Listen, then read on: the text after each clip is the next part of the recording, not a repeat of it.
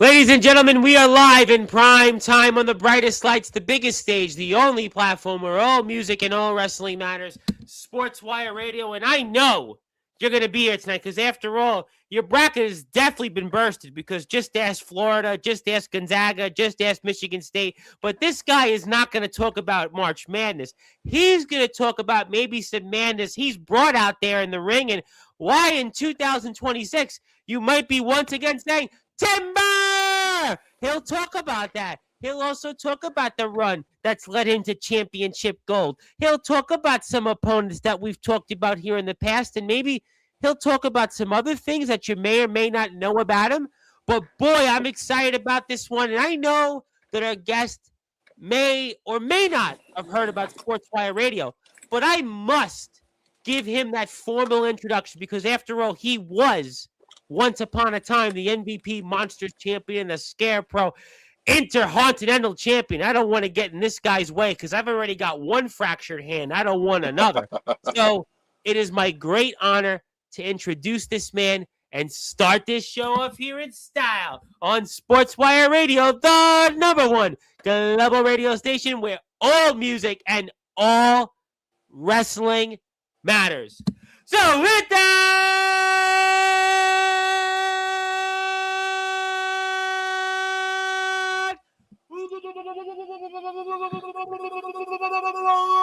without further ado, here on the Sports Report, #1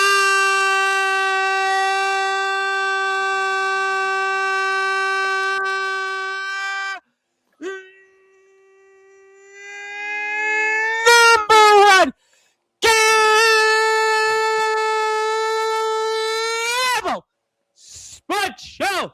A man who has held championship gold, such as the MVP, Monsters Championship, and the Intercontinental Championship.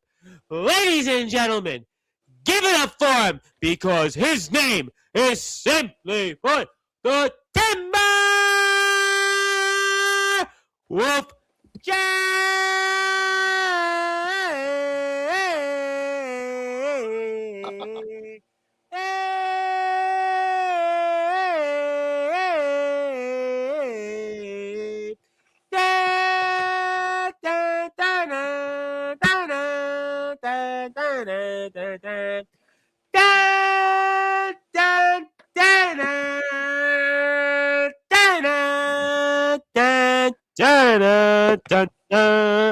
Jaxon!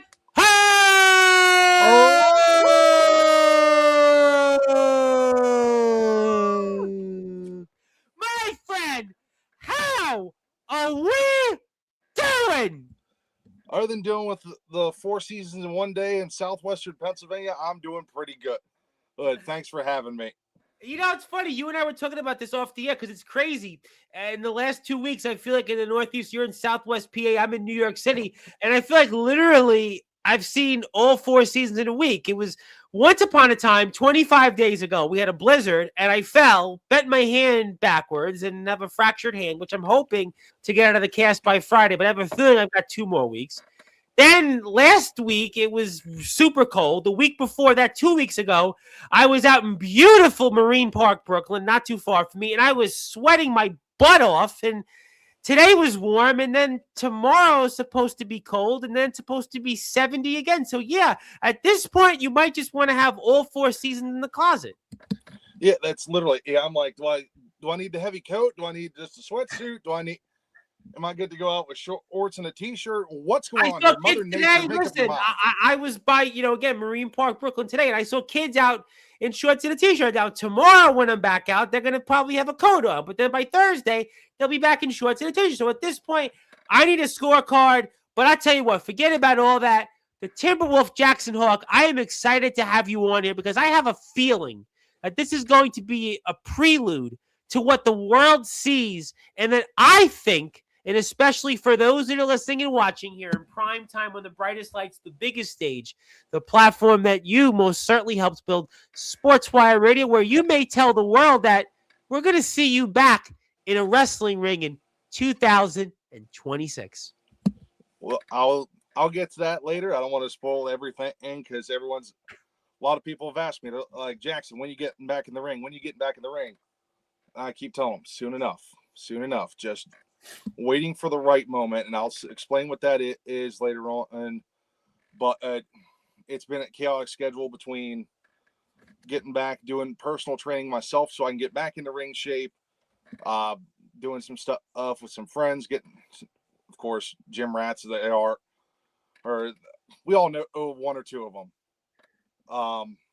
Doing that, also dealing with my personal life with the other stuff, because outside of wrestling, I do coach. So for those of you that don't know, I do coach high school flag football, and I will be one of the biggest advocates for it, because I will be the first to say, as an assistant back in 2023, I was a little skeptical of the sport myself, and then the first week happened, and that changed my opinion on it. It changed my outlook on it. At this point, I will be the first to say every state needs to have this as a high school sport. The fact that it's growing as quick as it is. Over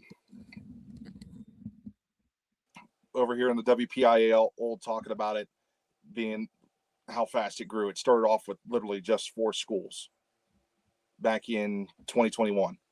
So literally just that post-COVID, everyone's starting to get out. They're getting outside. They're doing stuff again. And looking for that, how do I want to put it, that getting back to normalcy that we had. And getting that going. And here we are in 2026. On this side of the state alone, between the City League, the WPIAL, there's 70, 80 schools now that have jumped on the bandwagon, and another 100 so out in Philadelphia. Wow.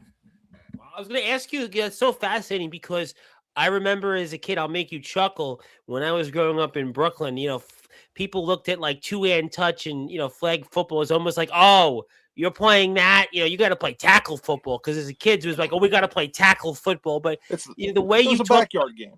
Yeah, but it was a different world. Talking about 20 plus years ago, it was a different time. But so talk to me about this perspective that you've gained as a coach and coaching at your alma mater with flag football. So I just find that really fascinating. I mean, we'll talk about wrestling in a little bit, but I'm curious about those experiences and such. So, yeah, being a football player at Uniontown, I'm not afraid to say it, because at that time, Uniontown used to be one of the most dominant in schools. But like all dynasties, you have to rebuild at some point. and it was, you worked hard. I was one of the last groups that did 3 days. I don't know if you ever heard of what 3-day practices were. I interviewed Roderick Walker, who played. He played for Texas, the Longhorns, in the mid-'90s, and he was cut twice by the Cowboys. So I've heard about, when the NFL guys in training camp would do, one, it was like a light day would be the 2-a-day, but the 3-a-day was like the morning, the afternoon, and then like the night. So yeah, I've heard of it. Yeah. So back in the late 2000s, early 2010s, that was still a thing. Well, then there was the player that died right during camp in football. Remember, there was a famous player, I think, from heat exhaustion. They kind of stopped that a little bit. Yeah, so that was my senior year. They reduced that back down onto just, you couldn't do anything past 2-a-days. So, but it was still, for me, it was get up. I had built it into a routine at that point, and kind of like I do now. Oh, it was, we all referred to that as Hell Week, because that's what we all called it. It was Hell Week. That's my last 3.5 weeks, man, with my fractured hand. I mean, that's what I'm living with. But we referred to that as Hell Week because it was hot. You had 100 guys spread out throughout the stadium. In between practices, hanging out in the high school. Oh God! We got creative. We brought TVs. We brought this is just to show my age. We brought Xbox 360s. We brought PS3s, PS2s. Okay, yeah. Now you're dating PS2. You're dating yourself a little bit there, a little bit. But that's what we had. We brought those in. We were playing Madden, NCAA football. A couple of us brought in NHL. Oh, Yeah, what I played in that time was Left for Dead. That was my buddy and I was, I would skip out school and play Left for Dead, Left for Dead 2, Halo, and then it was the it early was days of Gears. Call of Duty. Yes, the early days of Call of Duty, Gears of War. That was the other one I skipped out of school for. In fact, I skipped out of college even a few years later for that. So that's why I'm here. That's why I probably fractured my hand and went into Brooklyn, politics. But yeah, I mean, those were the days, man. Listen, those were definitely a while ago. Yeah, so it became a routine. But when I heard football, I always thought we're doing this. Yes, it was kill the other guy on the other side of the ball. Don't let him score. Those were the two rules. If you had the ball, get to the end zone. If you didn't have the ball, kill the man with the ball. Those were the two basic rules that we were taught. Because we had some guys that they could drop the boom on somebody, and believe me, it was going to hurt. Well, that was like, listen, when you played basketball, you ever played basketball in the schoolyard? And when I was a kid, I never forget, then they would say there was certain kids, I'm not going to say it on here, but there was certain types of kids, and they would all of a sudden, I would play with them, and then they were like, okay, it's jail rules now, which basically kind of meant what you just said. Whoever had the ball, you were getting pushed to the wall, and they were going to do everything they could to, hurt you until get the points. And, most of the kids were kind of afraid of them and kind of, backed away. I would test the water a little bit depending on, what it was. But yeah, I got it. Yeah, to this day, it's still one of those ones. Everyone asks me either like, why would you do that to yourself? Would you do it again? I'm like, I do the games again. I love I loved Friday Night Lights. That was my thing. I love Friday Night Lights. I remember it because I'll be honest, there's no feeling like that once you graduate. Till I found professional wrestling, well, because those butterflies that knot in your stomach before you walk through the tunnel, or the chatter or the hype up, it was always intense, and then it shifted for me a little bit coming into 2023 because when I heard flag football, I thought the Powder Puff games. Yeah, listen, when I was a kid, like I said, we would play in the street. It was like, oh, you weren't playing tackle football, but you have to remember, 20 years ago, right? You were playing in the street, you were playing football. People didn't know what we do now. I mean, listen, the Pro Bowl is flag football now. I mean, it's such the way football thinks about flag football as a tool. I see Rick Del Santo here, and I know Rick's probably, I don't know if he's a big football fan, probably not, but, he's going to probably, in a way, kind of get this. But, when we were growing up playing football, flag football wasn't used in the way that it is today. So that's why there was, not say it was a dirty word, but when you were growing up, it had to be tackle or nothing. And when I grew up, like I said, I know you were in Southwest Pennsylvania, but I grew up in Brooklyn, New York. We didn't have backyards, so my childhood of playing was all on hard cement ground. So one of the reasons I didn't go into football like you did, I'm tall, but not like big like you, but I didn't want to ruin a pair of pants my mother bought me, because those pants, I only got like 2 pairs of pants for the whole year. So if I got those pants ripped, that means I was stuck with them, and everyone was going to look at, oh, you have a hole in your pants. So I got pants either from the first beginning of school and Christmas if I was lucky. So that's why I didn't really get into football. So, but flag football now today, now you using that as a tool, and how is that going to shape maybe just how you look at wrestling?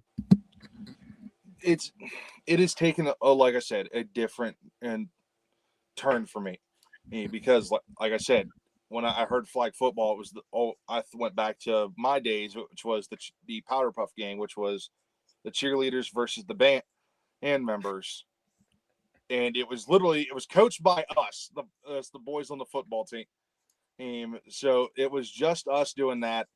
But now that has changed immensely, because now it's now become such an actual sport, because these girls are putting in their time, they're putting in their effort. to the point now that the NCAA recognizes it as an actual sport. Division I's getting it next year. I had 2 girls last year that graduated that are playing on scholarship now at, I know it's not the proper name for it, but I still call it this. A couple of my friends still call this. I know one viewer that's got it on right now, he still refers it to this. It's California University of Pennsylvania. That's where I went to school. I went and got my journalism degree there. You got a voice. That's why obviously you should take over for me on Sportswire. You're a lot bigger. B, you obviously got a lot more experience physically, and maybe you can take on these wrestlers that come on here, and maybe you can interview the bands that come on here. So you got the double threat there. Yeah. Well, here's my thing with it is, yeah, I'd like to talk. I love doing the sports talk stuff. I did it all through college. But I still make the joke. Oh, I got a face for radio. Although my girlfriend may argue that. Well, I think your girlfriend probably will, plead the fifth on that. I'll make you laugh. But listen, you don't have the Wolfman, Jack look. But let me ask you though this question: what's it like though going back home? And before I come to wrestling in a minute, what's it like going back home and being at your alma mater as a coach? I mean, did you ever think all those years ago after you finished playing high school football that you'd come back to the place you played and as a coach? I mean, very few people get a chance to say that. I'll be honest, I didn't expect to be coming back to Uniontown to coach. Just because like people that I've talked to because of what I wanted to do as a sportscaster. Like I've got to sit in on lectures and seminars and classes of guys like Lanny Fratteri, the Steigerwald brothers. I got to talk to Mike Lang one time in my career here when I was in college. I've interviewed and talked with Phil Bork from the Penguins and a couple of different times. But a lot of them always say the same thing. Just because you want that job doesn't mean you're going to get it. And I'll be honest, my dream job, if I ever got it, would be the play-by-play guy for the Penguins or the Pirates. You got the voice for it. I can tell you what, I'm listening to you, and I know we've been talking a little bit with each other, but I can hear it in your voice. You have that definitely Pittsburgh voice for baseball, definitely for hockey. I can hear it in your voice. You definitely have a natural voice. There's some people that you pick up with right away. I mean, listen, and I can relate to you. When I was a kid growing up in Brooklyn, in Bay Ridge, Brooklyn at the time, I used to go to sleep with the radio next to me because where I was growing up, all there was noise all around me. I never forget. There was this one time that the next door to me, there was like glass breaking and they were screaming. And I never forget, then I would hear things out loud from the street. So the way to kind of calm myself down was I would sleep with a radio on or Sports Center. So, when I was a kid growing up, I slept to WFAN here in New York, or it was ABC sometimes, or it was also ESPN2. I would just sleep with that. So as a kid growing up, I always wanted to, I would call my own games playing in the street. I always could, visualize that. I could visualize, one of the biggest people that, shaped my, appearance in my voice was always Marv Albert. Marv Albert, who just retired a few years ago from the NBA. He did the NHL years ago. He did the Ranger games. He also did the NFL. Did the NFL on CBS, the NFL on NBC. He did Major League Baseball for a period. He was, he was Marv Albert. And he famously he lent his voice to an NBA. It was an NBA Sega game, and I always, had an affinity for Marv Albert. Also because he was born a few miles from where I lived. So this was a guy that I could identify. So listen, there's a certain affinity that I have for people that want to go out and be a sportscaster. And, who's to say you can't do it? I mean, listen, there's a guy here in New York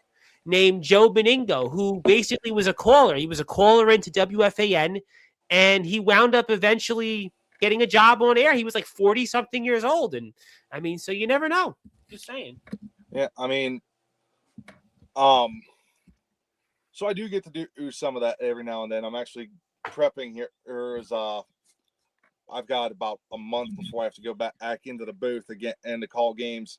As I do arena football, I call arena football games for the back-to-back defending Winter Indoor Football League. Don't call it wiffle. I got yelled at by the commission about that. But the Winter Indoor Football League, the WIF champions, the Pittsburgh Outlaws. We're getting ready to kick off the season for American Arena League 2 here in about 2 weeks. Oh wow! I tell you what, if I'm happy to promote it, if there's an audience for it, I mean, hey, I'll follow it. I mean, listen, have cool little travels, so count me in. Yeah, and believe me, I love watching it because it is old school football. Oh, this is, if you like hard hitting action, you like seeing people get knocked to the ground. Yep, that's them there. That's all our new latest signings. If you scroll down far enough, there's a video that actually ended up on ESPN from one of my calls. It was the same week of the Zach Wilson catch from 2 years ago, if you remember that. Yes, I do. Grab. So the outlaw, what happened was, and I still have this play burned into my mind, is our DBE, and I'm trying to think of his name off the top of my head. And I can see his face. And what was his name? Johnson was the last name. I can't think of his first name off the top of my head. It was an amazing play that you wound up making a call that captivated a lot of attentions. Yeah. Yeah. Well, here's the thing: is I was doing multiple jobs on this one. As I was the cameraman and the broadcaster. Wow. Doing all this by myself, mind you. As he literally fell backwards, made a one-handed interception, and kept both feet in bounds before falling out of bounds. Had possession and everything. I went, and my call was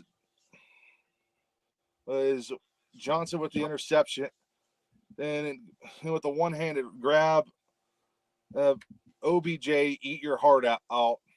I'll send that to Sports Center. Or da-da-da. Wow! Oh, That was my call. That is going to forever be burned into my mind. And the guy still ribbed me about it today. But I'm like, yeah, that was the call. But hey, it ended up on Sports Center. So I mean, that's the second time that I could say I've had a call end up on Sports Center. The first time was in college, but the one that I actually captured myself.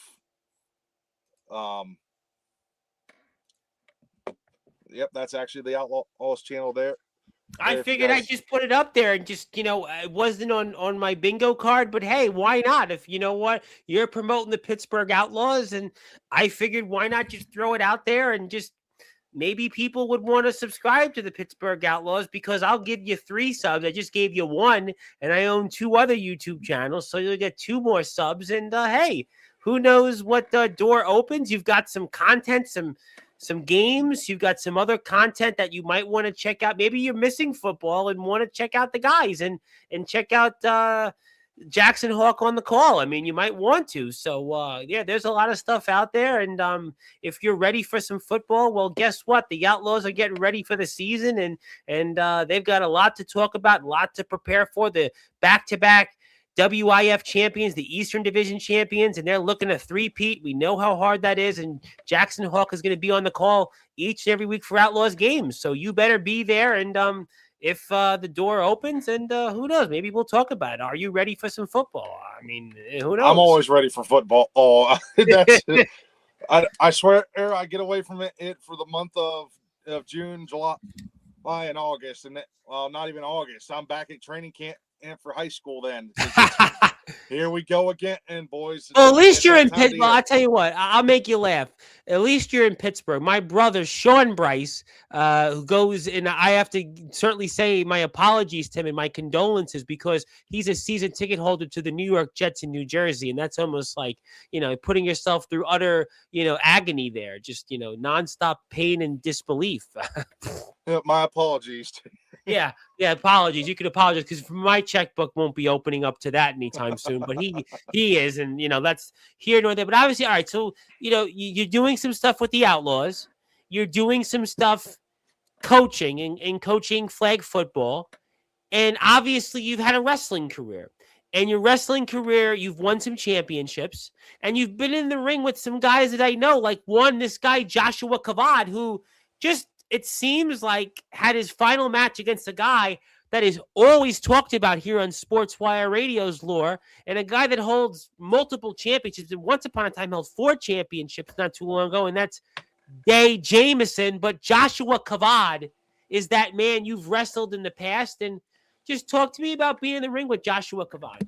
So, fun story about Kavad is actually one of my trainers. Yep. So Josh and I got to know each other very well.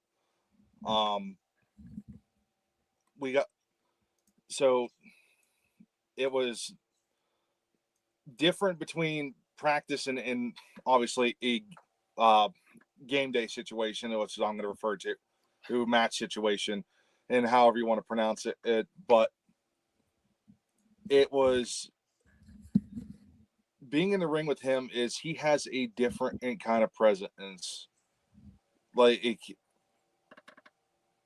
being between working with him and then being over in Gorilla watching him go out to the ring, he just has a presence that not a lot of us have. Like, he gets a pop that I think could rival some of these guys that are next level. If Josh, if you're listening, I know I'm probably just kissing ass on this at this point, but it's the truth. It's getting to work with him like that. Also getting to go out there with him for a match. I wish I could pull up the footage, but for whatever reason I can't find it. I was actually going to get to that. I'm going to get to the footage. So go ahead, keep talking. I have it in front of me. So there's one match where him and I got to wrestle in a triple threat. Well, twice in triple threat action, and it was me, him, and Gus the Gardener. Yep. Which is the running joke that we have was called. It was the Battle of the Compound match because all of us trained together. The other one was against Aaron Connors. So I looked at it this way when I heard that matchup was great. We got 2 high flyers and a big guy. That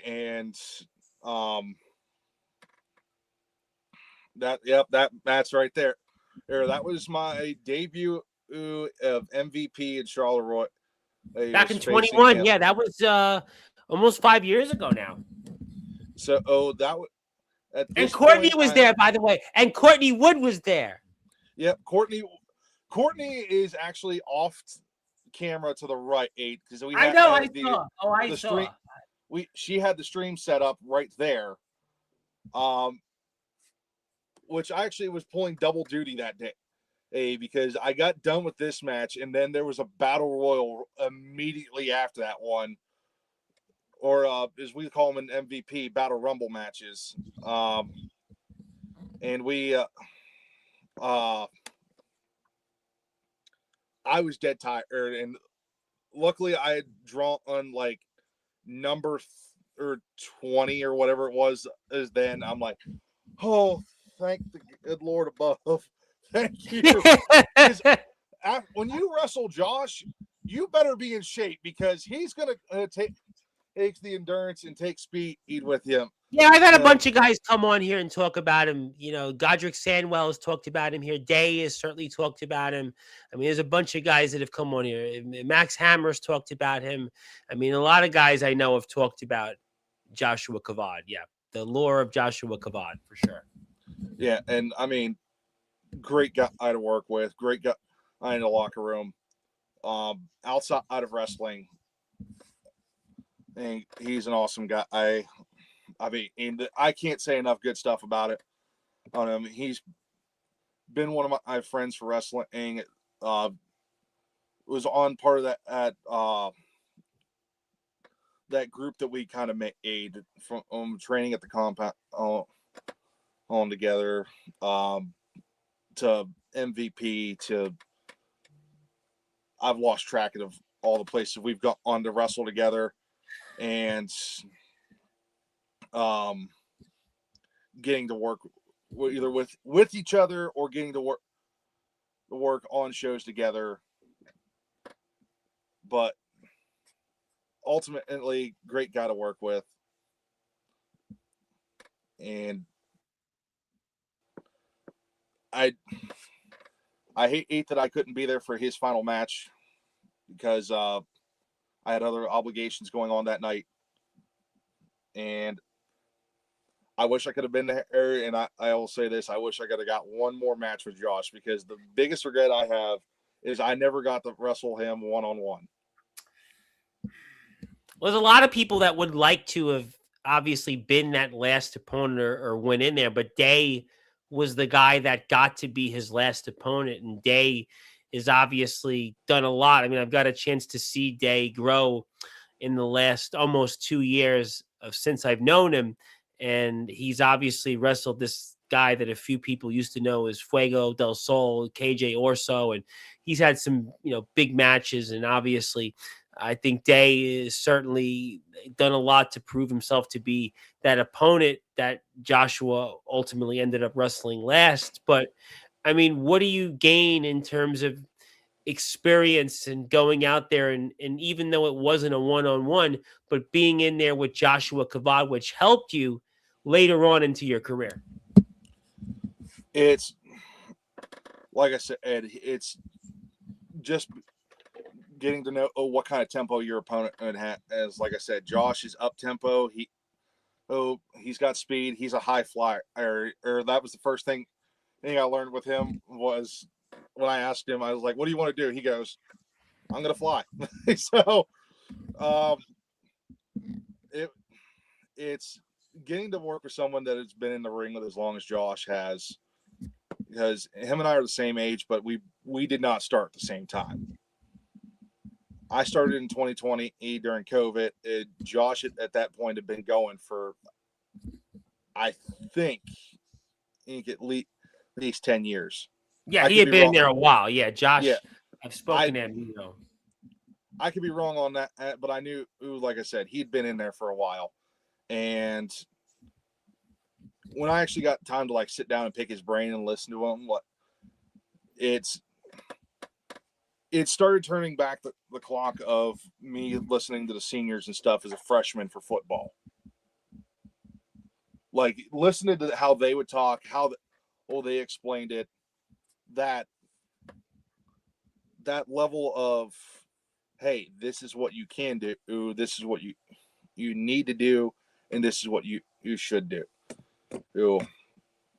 And getting some time to work on that and work with Josh on shows or training, it definitely helped out, because he'd be the first one as soon as I got to the locker room. And he goes, "You all right?" "Yeah." "Nothing hurt?" "Nothing other than the usual bumps and bruises." But as he goes, "Good. Here's what you did right.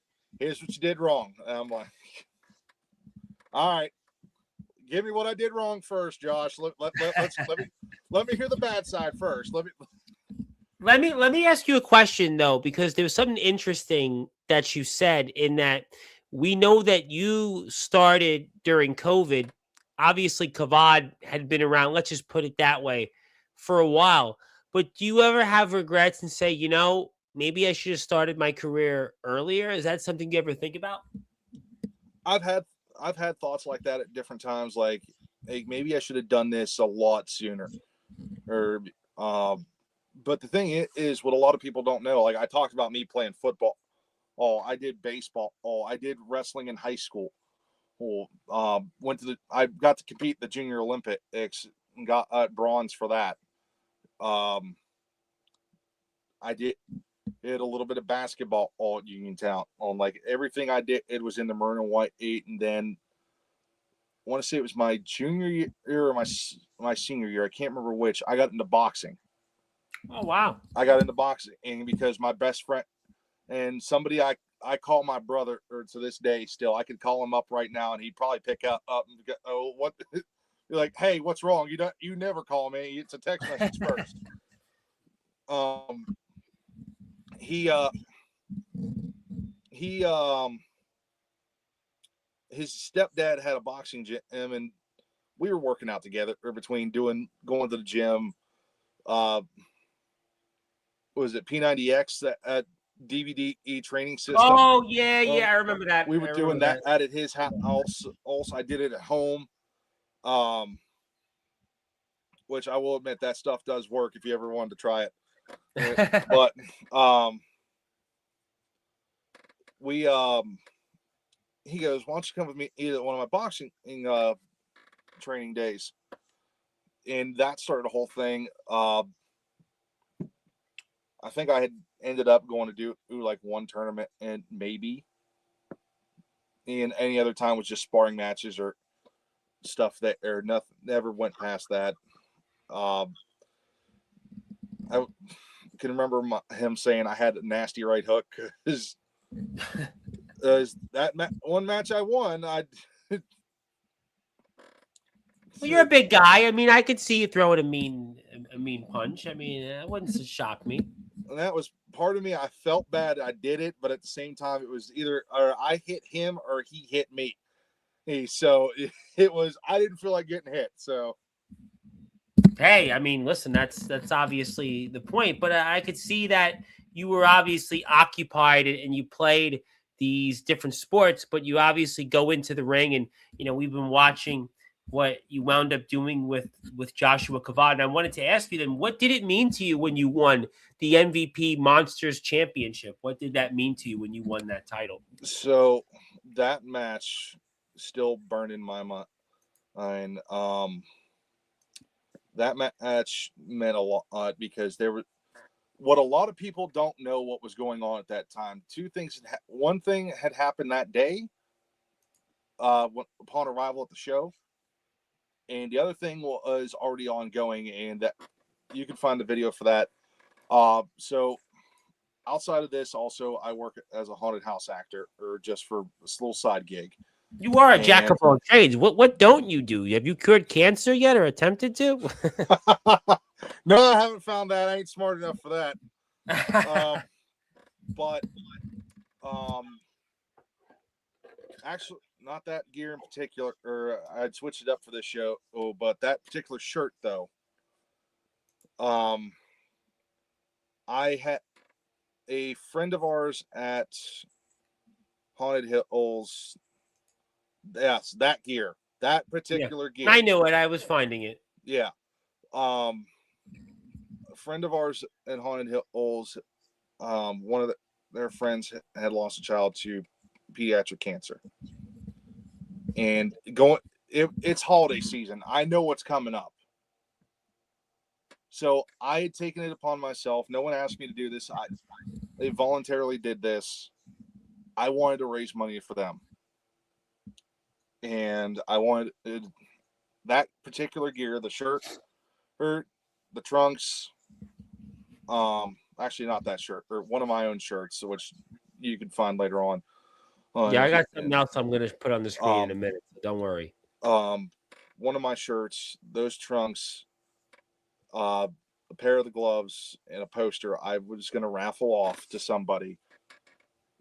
And the more tickets I sold was going to be a bigger thing that I donated. I didn't take any of that money. A lot of the money that I made off of merch, I turned in to donate because I just kept $20 for gas. That was all I made from off my shirt sales that night. I wanted $20 for gas to get home. And that was all I took. Everything else that I made that night or off the raffle tickets went to them. And that was night one in Charleroi. And then later that same week, or a week later, actually, in Bellevue, or not Bellevue, Bridgeport, Ohio, which is the night I won the championship. I got a call from my mom about 20 minutes before my match. And she goes, "Hey, I wanted to let you know your little brother's being taken in for emergency surgery because he had to get his appendix taken out." So I'm like, I'm sorry. "Geez, wait." Oh my! Now, for those of you that don't know, my little brother and I are real close. Helped raise him up, single mom with 5 kids. So he looked up to me, and I was like, "Jeez, this is not what I needed to hear before I go out to the ring." So I go out there, and I ended up facing off with two of the bigger guys that are on that MVP roster in Michael McGowan and the Ram Anthony Drake. I know Anthony Drake very well. I know the Ram Anthony Drake. So, We've talked about him here before. Yep. Yeah, those two through weight wise, they got me outmatched. Yeah. Anthony Drake, he's got you. Yeah, I know. If I will say this, if I had to do over, I'd use my speed a little bit better. Or might use that MMA boxing background a little bit better. But ultimately, it was. I remember I splashed Ram, threw him outside the ring, and hit that MMA knee on McGowan. 1, 2, 3, and that reaction that is in the ring is genuine. What you can't see from the camera is there's tears actually welling up in my eyes. I'll be the first to admit it. I cried right there in the middle of the ring because there's 2 things. One, and is what I said when I got up with that title. Well, I said, just like I beat these two, let's go stomp out cancer. Because up my shorts it said cancer sucks. Had all these different ribbons for cancer across it. It on the back side of my trunks, what a lot of people don't see is it said F cancer.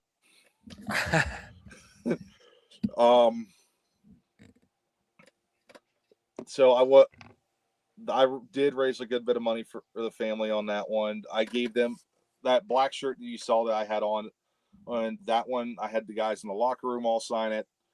I gave them another one of my shirts. They actually called my boss about that, and they not my wrestling boss, not that one. Yeah, you got that. Yeah, I got that. Haunted Hills boss. They called him up. They brought me over and to say thank you.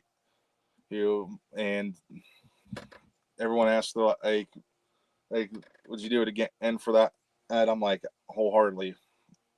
If it wasn't, I had such a busy schedule at that time, I'd have pushed it a lot harder than I did. I'll be the first to say that promo that I filmed, I had to do it 3 times because I kept tripping myself up. Hey, promo, listen, you know what? You may be a natural broadcaster, but to do something else, sometimes it takes more than one take. I mean, that's a thing that, listen, it's not the end of the world. And it was actual emotion. What I think part of what was tripping me up is the people I had running camera were starting to tear up behind the camera, which started to make me tear up, and I'd start catching myself going, cut it, we got to do it again. And I'm like, y'all can't do that. I need y'all to keep a straight face for me. Just 5 minutes. For 5 minutes, please. keep it together for me to do this. And finally got it done. And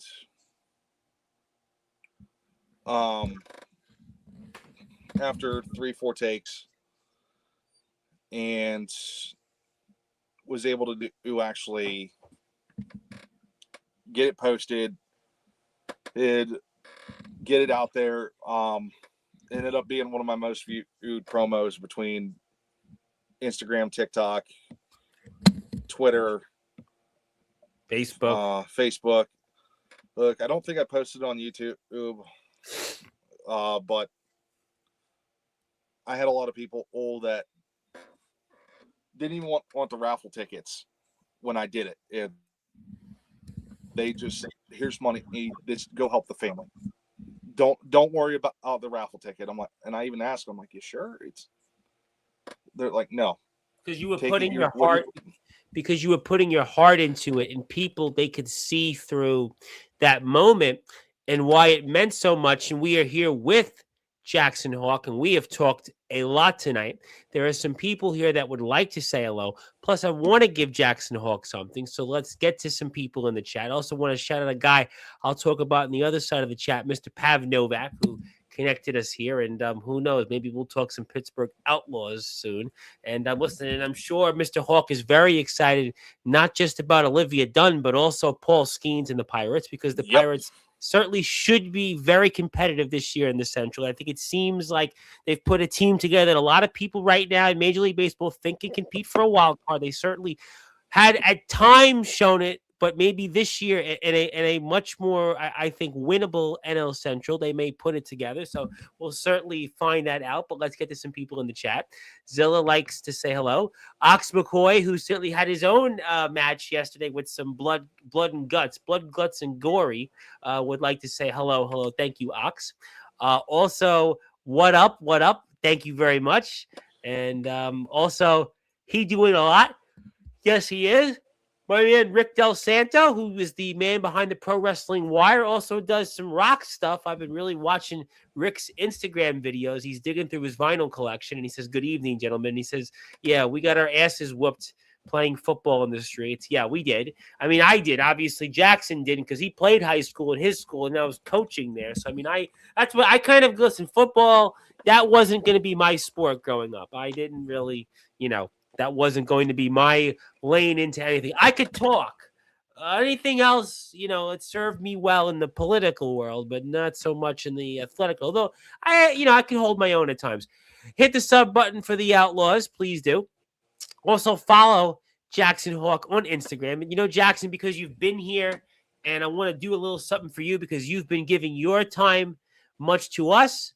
It is my honor to share my screen and have it as Jaxon Hawk Day on all Sportswire radio platforms. Congratulations. Thank you. I greatly appreciate that one. Yeah. I'll get your email when we're off the air, and then I'll send this over to you, and you can have the physical copy. And some people even hang them up. Some people, Mark Farner of Grand Funk Railroad swore to me he was hanging it up, but I'm really not going to go ask Mark Farner, "Hey, you're the guy that wrote We're an American Band. Is it hanging up in your house?" No, not quite. But I will quite talk to you about the man that connected us here, Pav Novak, a man that obviously helped you become a wrestler, a man you've been in the ring with, and talk to me about, because I'm sure he'll hear this, Mr. Pav Novak. Yeah, so Pav and I met at Black Diamond Wrestling. That was the first show that was outside of Legit American Wrestling, the first show outside of MVP that him and I got to work together on.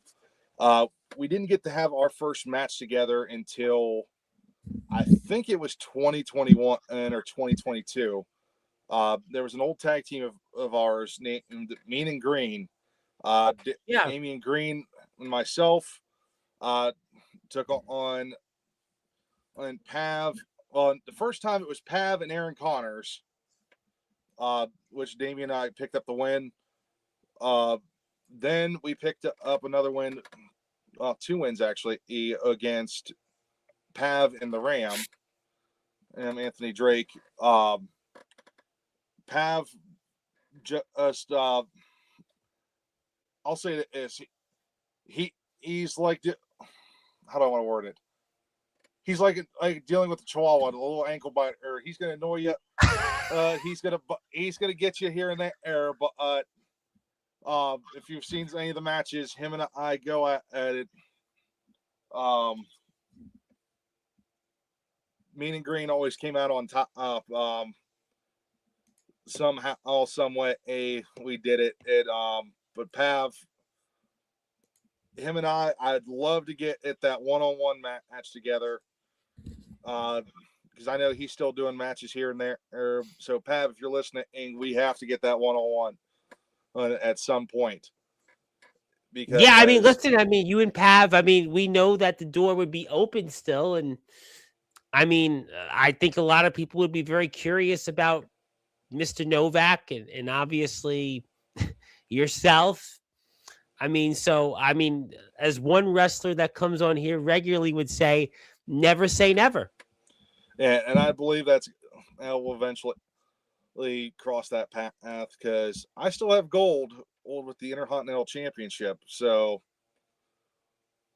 if Pav's interested, and I'll put if I have to put the title on the line to entice him for that, let it, so be it. But Pav and I've been in numerous Rumble matches, multiple tag team matches, and I just have to say, getting to work with him has been fun.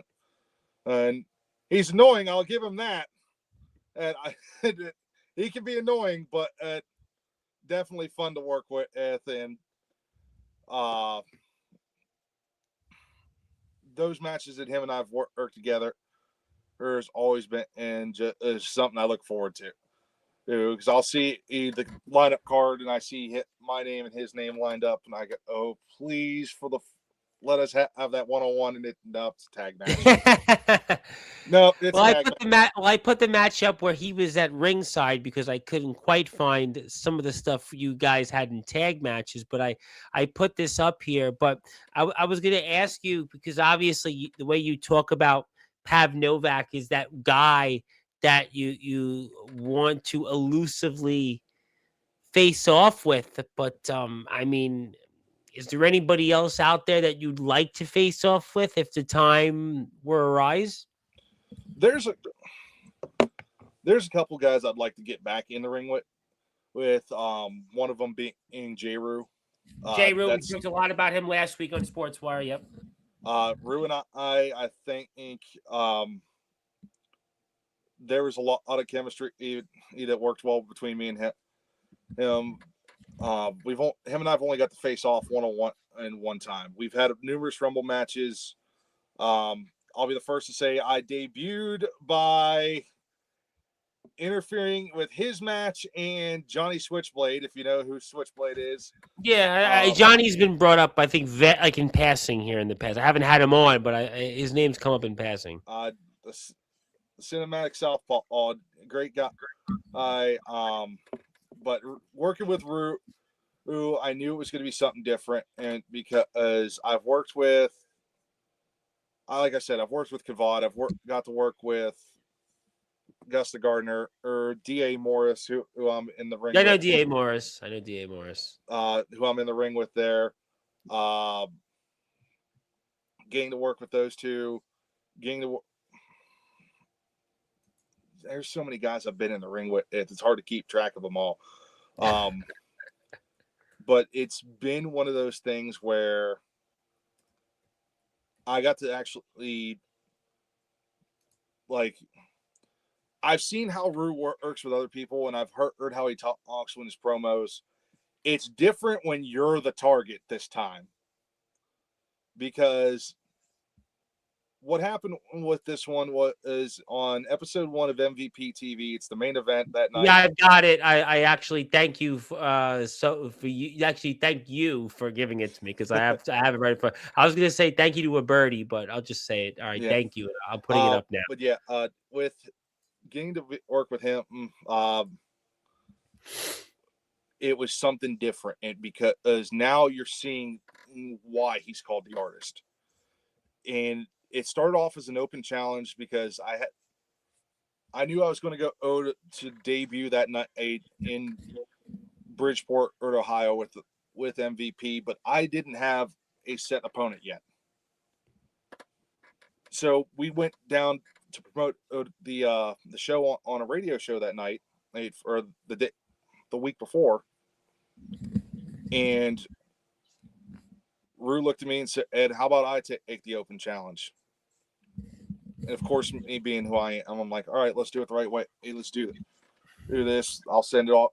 We'll send it over to MVP management, get the contract signed. Let's do this." Well, before we finished, Rue decided to jump me during the gentleman's agreement handshake, and I said, "Open challenge is gone. I want Rue. And MVP management, it made it happen. I put the title on the line, and away we went. And I will say, there's a lot of guys that hit hard, and then there's Jay Rue because he hits on a different level. He throws some of the nastiest chops I've ever taken in my life. I will say he. Sorry about that. No, listen, you're the Timberwolve Jaxon Hawk. By all means, I mean, feel free to cough it. And I want to say to my friend Eli Bowman, who I had a great conversation with earlier before you came on, and he said very intimidating stuff that he's been watching in the ring. So thank you, Eli, and hopefully it gives you some motivation against Dario Divine. But no, I was wondering, what's it like having the responsibility to be the main event? Again, it's nerve-wracking, and it's because, again, we don't know where the lineup of the card until day of, and then when you see your name circled with the main event, now you feel like you got to do a little extra work. You got to dig a little bit more, or you got to do this, do that, and now you're going up against a main event talent in J. Rue, a guy that's held gold in every place he's gone. When I first met him back in LAW, now he'd be saying 27 years in the business and 27 more to come. I heard that. I heard that line. Yeah,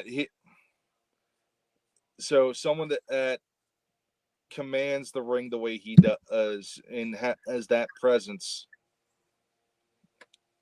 It is, again, it's another level, and believe me, prepping for that match was different than what I've had to do for somebody else. Like, it's one of those guys. It's like getting ready for the championship game. It's like getting ready for the heavyweight fight.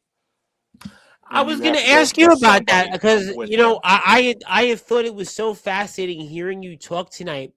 And we talked at the beginning about your football career as a coach, and then, seeing you now in the wrestling ring where you've obviously had some success. But what do you see as the difference and similarities from when you step out in the football field and coaching to when you're out here right now and we're watching you here in the ring? So I'd say the difference between the two is how I prep.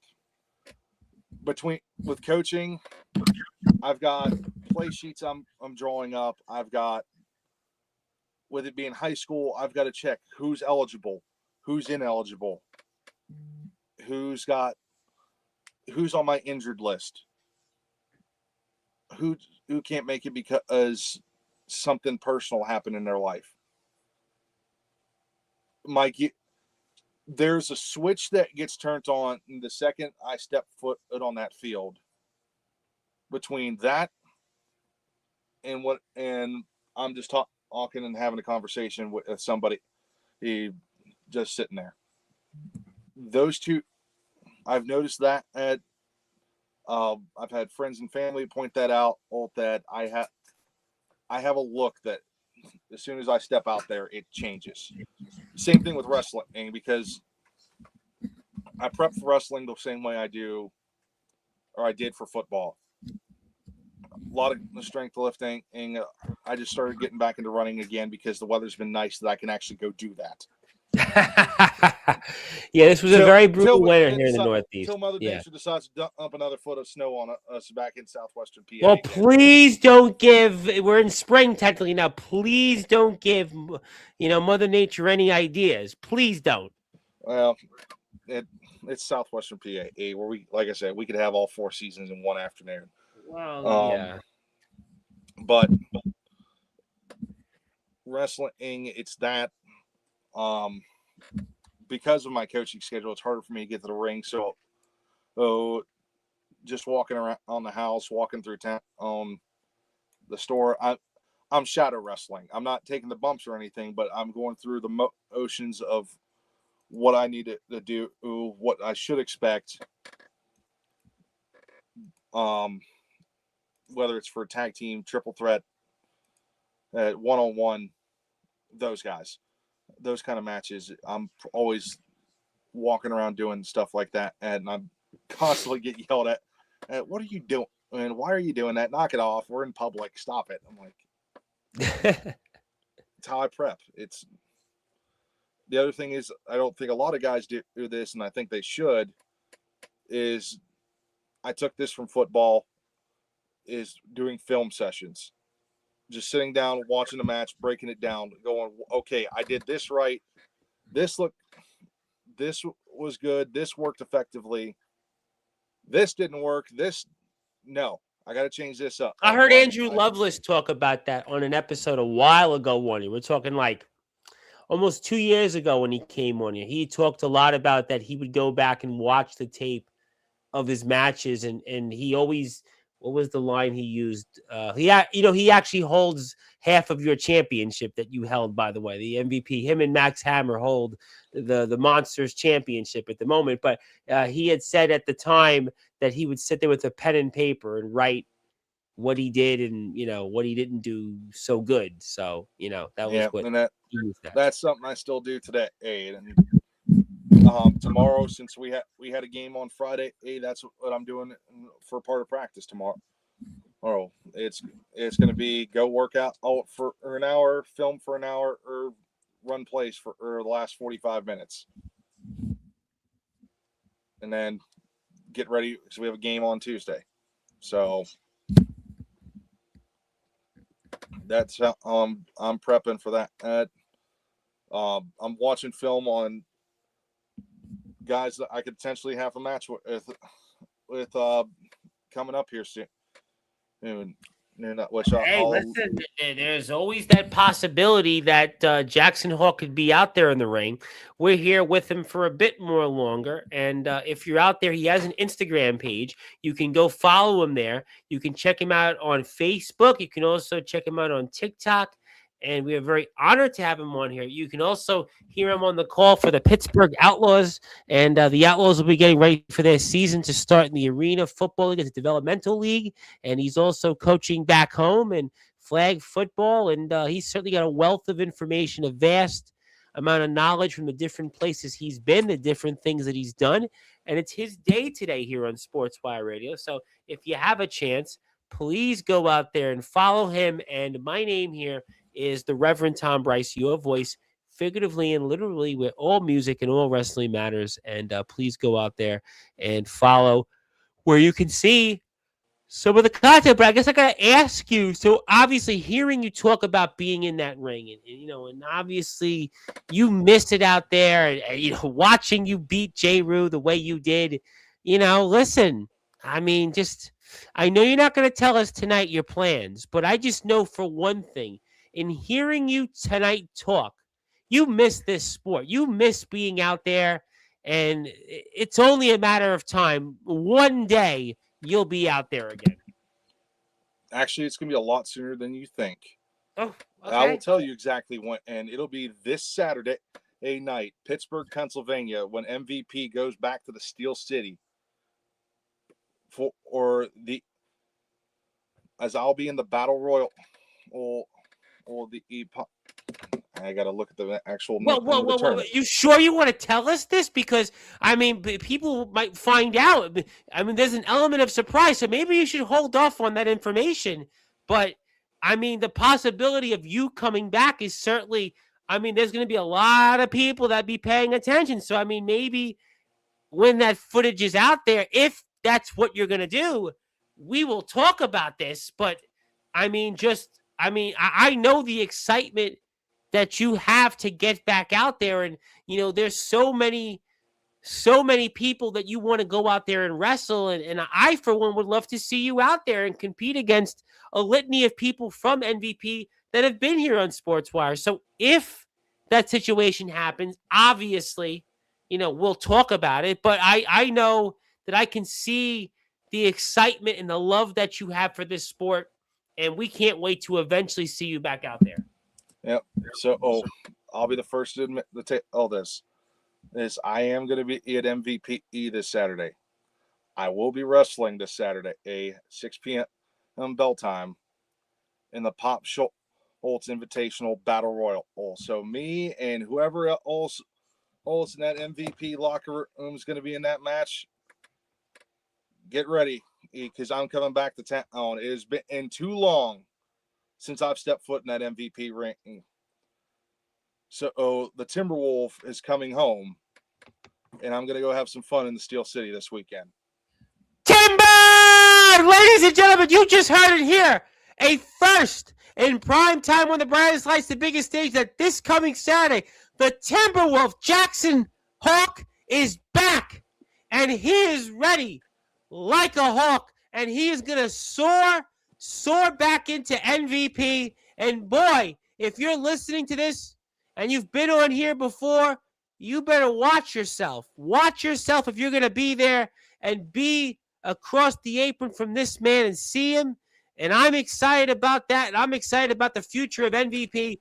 You need to follow MVP on Facebook, Instagram, YouTube, TikTok, and go out there and follow MVP. And boy, Jaxon Hawk is back.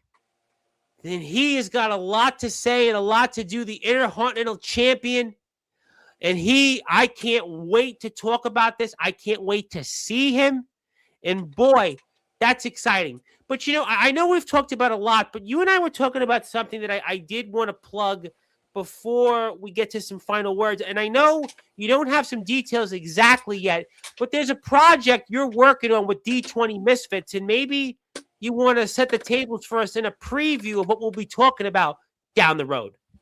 So, So once again, me and my friends from the D20 Misfits are getting ready for another charity event. So last year we did a big D&D Battle Royale charity tournament, and we're getting ready to do that again.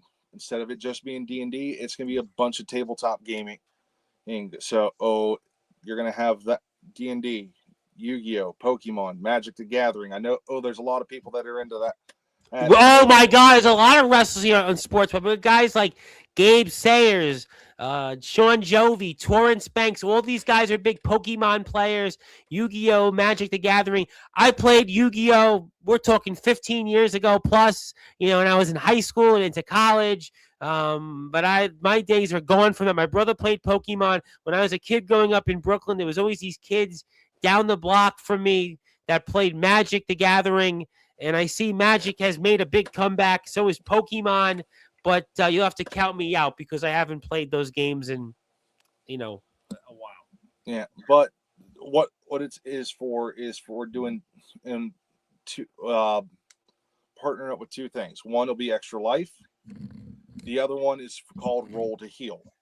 Roll to Heal is a lot newer. A lot of people know what Extra Life is, but Roll to Heal is a new program to help first responders and veterans that have served that are dealing with PTSD to use Dungeons and Dragons as a method to channel it through them.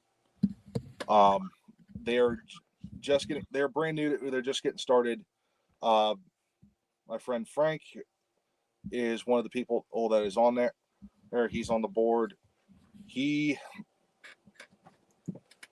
one of the ones that I've been talking to about getting Roll to Heal in the Extra Life event going on.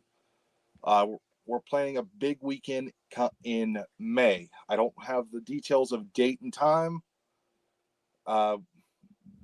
But when you do, you can come back on and promote. And I'll even go further. I'll not only have you come back home, because I'm sure we'll talk about you being back out there in the ring. And I'm sure we'll be talking about those Pittsburgh Outlaws. But I'll even go further and say, I'll send you a couple bucks to go and help those who need it, and especially those first responders, because a guy like me knows maybe more than anybody about first responders, because I come from, well, the place that has probably more first responders than anywhere in the United States. So I'll be sure to not only have you come back on and promote it when you have that date, but I'll send you a few bucks your way also. And I'm sure my friends will greatly appreciate that, and I say thank you for that. And I will sure when I see them this week, I'll inform them of that too. Yeah, let them know that I give you a thumbs up with my other hand, but my hand really does hurt, so I'll give you my right hand. All good. Yeah. All good. I'll give you that. So I guess then we've talked a lot. We've talked about, obviously, some of the people you've wrestled in the ring. We've talked about football. We've talked about this event. Now we're going to help the first responders with the D20 Misfits. But before we get ready for some closing thoughts, is there anything else you want to promote, plug, or say that maybe we haven't got a chance to cover tonight? I'm just going to go back to what I said earlier with flag football. If you're in one of those communities that's seeing the sport grow, help push it. Like I said, I want to see all 50 states at some point have this. If Division I sports is getting it, if there's going to be a pro league here in the next couple of years, it's going to be in the Olympics in 2028 in Los Angeles. So Yep. Get ready to watch that. Go out and help support these kids now, because they may be the all-stars of tomorrow. No, listen, I agree with you on that. Listen, I think flag football is a very important tool, and I think it's also helps for a lot of people, also gives them something to do recreationally, and it keeps them off the streets, and I think it's a positive thing, and I'm always long been a supporter of different things to give people, because I know I was a kid. I grew up, and I played, I mean, thankfully, other than my left hand turned out all right, but, we want to make sure that everybody else gets those opportunities. So I agree with you completely. I think flag football is going to be one of those things that's really going to go soon. And the D20 Misfits did want to say, we see you, Timber. So obviously your fellows are here. And I did want to say to them that when you guys have your event, we'll promote it, we'll plug it. I'll send a donation my way. So you've got support, and I don't know as much about Yu-Gi-Oh! And Magic the Gathering, although I remember playing the games. I mean, but I haven't played in a while, so I'm not going to play in the tournament for, this cause, but I'll certainly send a donation. But no, I agree with you about flag football, and that flag football, I think, is definitely going to be more of the way of the future, because, again, so many people that maybe played tackle football growing up are going to want to shy away from it, and they'll play more flag football. So I'm with you. Yeah. And the other thing is, if you can't make it out to the show, please support Mon Valley Pro. We got a loaded card this year here between Pittsburgh, Charleroi. Well, I think we got to go back out to Ohio. We're going to be going up the road. The big show in May coming up, by the way. The big show in May I heard about. I'm looking forward to that one. That one in Ross Draver or Ice Gardens. I still call it the Ice Gardens because I can't. Big ECW ran out of there. Yep. I'm looking forward to it. That one, and if y'all all can, please be there, because that's gonna be one of the biggest shows of the year here or for MVP. Again, it's a loaded calendar. We're the only E1 in the Pittsburgh region, and the only indie promotion in all of the Pittsburgh area to have wrestled in 8 different states. Yes, I you know what, and I always, the last, I think, several months, I have had a lot of coverage of MVP, because a lot of the guys from MVP come on. Obviously, Day's been on here, Tyler Grayson, Max Hammer, Andrew Lovelace, Ampo, then, Godric Sandwell's been on here. So I've had, a lot of people from MVP that have been here on Sportswire. So I, naturally try to support MVP as much as I can. Yeah, and I'm looking forward to getting back in the ring with them this Saturday. Hey, going to Pittsburgh, getting to wrestle up there officially, the first time in the Steel City. I'm looking forward to it. It like I said, it's that pressure of prep once again, and I'm excited for it. Again, whoever's in that battle royale, good luck to you. But there's a trophy on the line. and I'm coming for gold. I have the Intercontinental Championship, but guess what? I want that trophy too. So why not? get Listen, I ready. mean, after what you've done, boy, I'll tell you what, this is exciting, and I've got that poster because it's going to happen here, and we're going to see it. It's the Pop Schultz Invitational Tournament in Battle Royal, and this guy, Jaxon Hawk, has told the world that he'll be there. You can see many favorites of ours that have been here on Sportswire Radio, Dave Jamieson, Andrew Lovelace.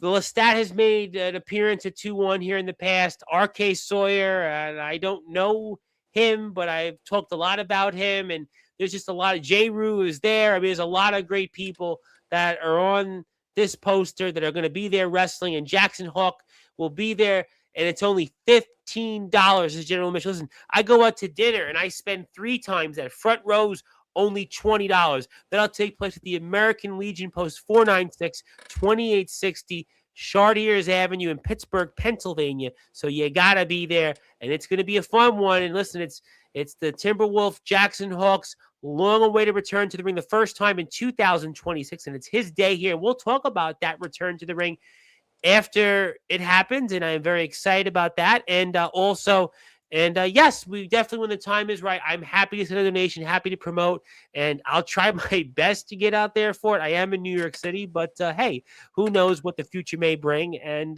definitely hello to Zilla and hello to Eli Bowman. And I can't wait to talk a lot more about you and a lot of different things. Maybe you'll take over for me on sports while you want to be a sportscaster. Listen, the rest would love to talk with you more. You have more of, they would love to see more of what you bring on here. But until then, I'm not going to give you till 5 like Courtney does, but I'm going to give you the floor. I've had Courtney on a bunch of times. We love Courtney. She's great. And I want to thank Pav Novak, obviously, for connecting us. I really do want to thank him for this opportunity, and I can't thank him enough for this and his support. It means a lot to me, and I'm grateful for any connections, and a rising tide will always lift all boats. But my friend, Champ, I want to pass the baton to you, give you some closing thoughts, and anything else you want to plug, share, or say, the floor is yours. All I got to say is thanks for having me.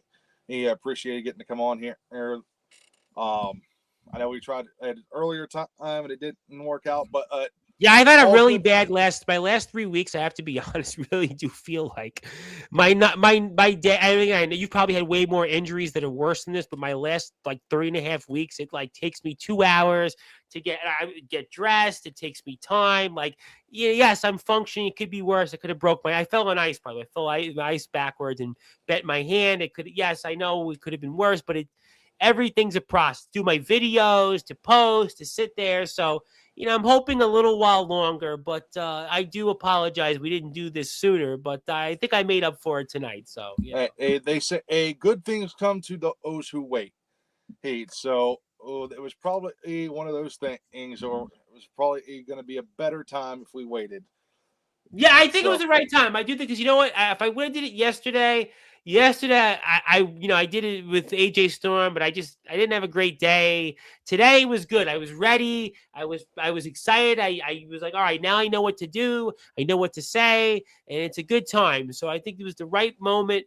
Listen to somebody say, oh, I was at the right place at the wrong time. No, this was the right place at the right time. That's the Timberwolf Jaxon Hawk, and he's going to have the right place at the right time coming up this Saturday as he returns to the ring from Mon Valley Pro Wrestling. Please follow them on Facebook, Instagram, YouTube, TikTok. Jaxon will be on here. After that, we'll also talk about the Pittsburgh Outlaws. We'll talk about some of the other things he's going to do. He's also the Scare Pro Intercontinental Champion. You say that right again. And it's also his day on here. And also he's a part of the D20 Misfits, who have a very important event coming up here to raise money for the first responders. And Lord knows how much first responders mean to me. I am from the place here in New York City, Staten Island and Brooklyn, where there is more first responders than probably anywhere in the United States. So I goes without saying, I will give a donation. But my friend, congratulations on that return to the ring. I certainly look forward to seeing you back out there. We'll talk about it here soon, and we'll talk about some football and just a lot of fun tonight, and I can't wait to do it again. Me too. Again, thanks for having me. I greatly appreciate it. And thank you to Pav Novak, and my name is the Reverend Tom Bryce, your voice figuratively and literally where all music and all wrestling matters. If you're here on Sportswire Radio, Go out there and follow Jaxon Hawk on Facebook, Instagram, TikTok, YouTube. Also, check us out. And we'll see you tomorrow night with Hubie Jenkins of the EWA. And until then, good morning, good afternoon, good evening, wherever you are. On the number one global radio station that is Sportswire Radio, where all music and all wrestling matters. Thank you so much, everybody. Have a great